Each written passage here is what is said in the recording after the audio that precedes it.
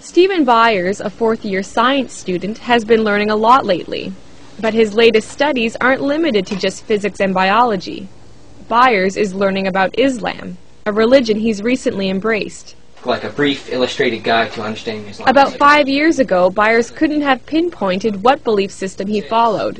He was raised a Christian, but Byers remembers feeling let down by his faith when bad things happened in his life. I would always question, like, why would God do that to me, or my family, or my friends, it just didn't make sense to me. And then I got pretty angry. That was, like, the only time in my life where I was really angry about a lot of stuff. Now Byers is feeling more settled. This past spring, he was encouraged by some friends to learn more about Islam. What he found was a belief system that, he says, was a perfect match for his logical mind.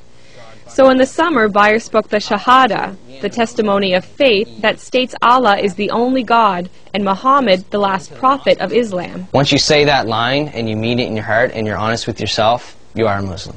It says, say there is no God but God. Abdul Haq Hamza says one reason why people gravitate to Islam is because there's something missing in their lives they want to fill. Hamza is a science professor at University of New Brunswick and also president of the Fredericton Islamic Association. He says Islam reminds people that they need to step away from the material world in order to find peace from within. Because Islam tells you have to pray 5 times a day. So you have to disconnect yourself from that growing and fast-pacing life. The idea of peace is integral to Islam's message, a message that is twofold. First, a Muslim is called to submit to God, and then through that submission comes peace. Hamza says the only way to achieve peace outside is to achieve peace inside, through the will of God. It's like a glowing piece of coal. If you look at it when it's not lit, then it's just dark. When it's lit, then the darkness disappears. It's just a source of light. The other major duties that are required in Islam can strengthen a Muslim's commitment to God and to peace.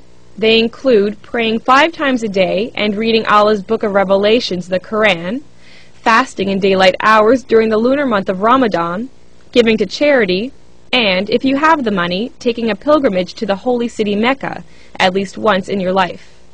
Byers hasn't been to Mecca yet, but he did take part in the fast of Ramadan for the first time. Not eating that period of the day teaches you discipline, and it just, I guess, knocks you down a step and makes you realize, what it is like for those people that can't eat. This was just one of many firsts for Byers, but he says that still it's been easy to adjust to this faith. That's because he feels the fundamental values of peace, charity, and goodwill were already a part of his character. So just coming into it, I guess, would be just changing from the way I was to knowing that's how I was. Maybe it was more of a coming to understand the way I am. Islam is what is with you all the time. You were born with it. It's, in Arabic we call it fitra. It's that which is part of you. They started walking the walk of Islam when they were ready for it.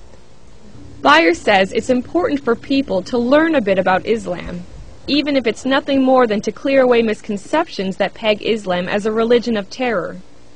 Byers says if people incorporate the goals and aims of Islam into their lives, like him, they might find some peace they didn't even know they were searching for.